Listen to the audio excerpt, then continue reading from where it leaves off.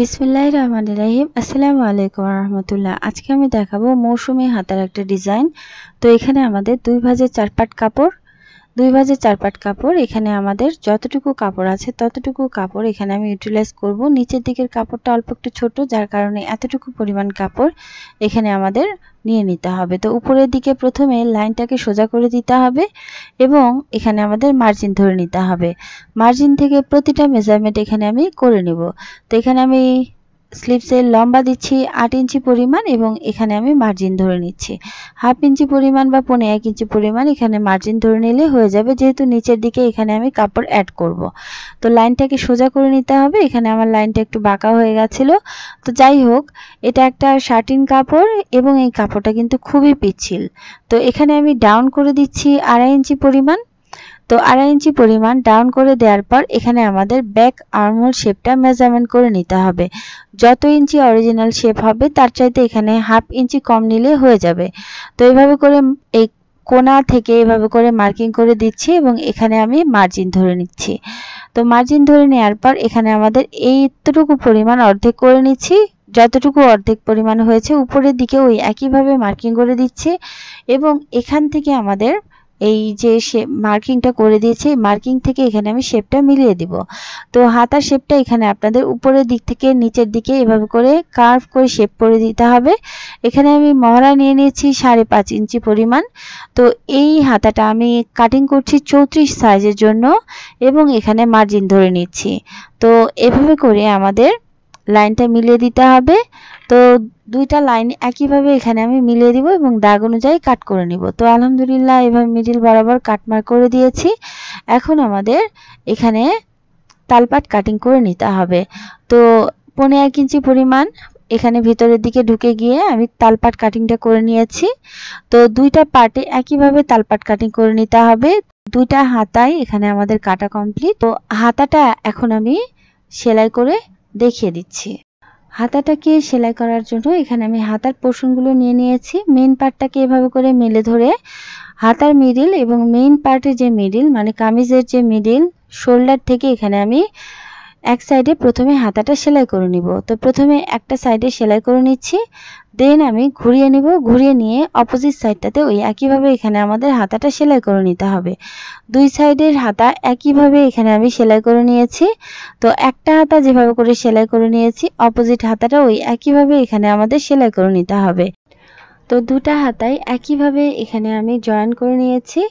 দেন হাতাগুলো join করার পরে এখানে আমাদের মহড়ার দিকে কাপড় লাগিয়ে নিতে হবে। তো কাপড়টা প্রস্থের দিক থেকে এখানে আমি 26 ইঞ্চি লম্বা নিয়ে নিয়েছি এবং এখানে আমি লম্বার দিক থেকে 5 ইঞ্চি ধরে নিয়েছি। এতটুকু পরিমাণ কাপড় প্রথমে আমাদের এক সাইড এভাবে করে সেলাই করে দিতে হবে। তো এখানে আমি প্রথমে একটা সাইডে একটা সিঙ্গেল সেলাই করে দিব। তো এইভাবে করে একটা সেলাই করে নিচ্ছি। এখানে আপনাদের থ্রেড বড় বড় করে সেলাইটা করে দিতে হবে। দেন দুইটা সুতার মধ্যে যে কোনো একটা সুতা ধরে এখানে আপনাদের টানতে হবে। তো টেনে টেনে এখানে আপনাদের কাপড়গুলোকে গ্যাদার করে দিতে হবে। তো এখানে আমি কুচি করে নিয়েছি। তো যতগুলো আপনারা এখানে গ্যাদার বা কুচি বা প্লেট চান ততগুলো এখানে আপনাদের তৈরি করে নিতে হবে। তো হাতের মহড়া অনুযায়ী এখানে আমি টেনে টেনে কাপড়টাকে সুন্দরভাবে একটা গুচ্ছের মধ্যে নিয়ে আসলাম। তো এভাবে করে কাপড়টাকে নিয়ে আসার পরে এখানে আপনাদের মিলিয়ে দেখতে হবে। যদি কম হয় তাহলে আপনাদের টেনে টেনে বাড়িয়ে দিতে হবে, আর যদি বেশি হয় তাহলে এখানে আপনাদের আরেকটু কম করে নিতে হবে। দেন এখন আমি এভাবে করে এই কাপড়টার উপর বসিয়ে দিয়ে জাস্ট এভাবে করে সেলাই করে দিচ্ছি। তো যে কোনোভাবে এখানে আপনারা সেলাই করে দিবেন, কারণ এখানে আমি লেস দিয়ে এই হাতার ডিজাইনটা করে নিয়েছি। তো এভাবে করে দুই সাইডেই সেলাই করে নিয়েছি। তো হাতাটাকে এভাবে করে দুই সাইডে সেলাই করার পরে এখানে আমাদের এমন হবে। তো এভাবে করে সেলাই করার পরে এখন আমি হাতার যে সেলাই বরাবর এখানে আমি লেস বসিয়ে দিব। তো যে কোনো কালারের লেস এখানে আপনারা একটু মিলিয়ে বা কন্ট্রাস্ট করে বসিয়ে দিবেন। এখানে আমি একটা পার্পল কালারের লেস এভাবে করে বসিয়ে দিয়ে সেলাই করে নিচ্ছি। তো এভাবে করে লেসটাতে সেলাই করে দেওয়ার পর এখানে আমি এভাবে করে ঘুরিয়ে ঘুরিয়ে সেলাই করে দিচ্ছি এবং সেলাই করে দিয়ে লেসটাকে মেন পার্টের সাথে অ্যাটাচ করে দিচ্ছি, যাতে করে এখানে আমাদের যে জোড়াটা সেই জোড়াটা দেখা না। তো আলহামদুলিল্লাহ এভাবে করে আমি লেসটা লাগিয়ে নিয়েছি এবং লেসটা লাগানোর পর এখানে আমাদের এরকম দেখাবে। তো দুইটা হাতাতেই একইভাবে এখানে আমি লেস লাগিয়ে নিয়েছি।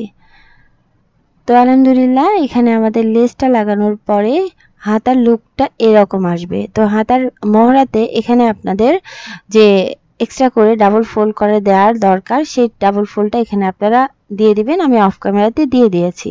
এখন সাইডের দিকে ফিটিংয়ের সেলাইগুলো করে দিলে কিন্তু হাতাটা সুন্দরভাবে আপনাদের অ্যাটাচ হয়ে যাবে মেইন পার্টের সাথে। দুই সাইডে এখানে আমাদের ফিটিংয়ের সেলাইগুলো করে দিতে হবে। তো দুই সাইডে এখানে আমি অফ ক্যামেরাতে ফিটিংয়ের সেলাইটা করে দিয়েছি। তো একটা হাতা যেভাবে করে সেলাই করেছি, অপোজিট হাতাটা একইভাবে সেলাই করে নিয়েছি এবং হাতাটা দেখতেও কিন্তু খুবই চমৎকার লাগছে। তো এরকমভাবে এখানে আপনারা খুবই সহজ উপায়ে মৌসুমী হাতা তৈরি করে নিতে পারবেন। তো ভালো লাগলে চ্যানেল সাবস্ক্রাইব করে সাথে থাকুন। আসসালামু আলাইকুম।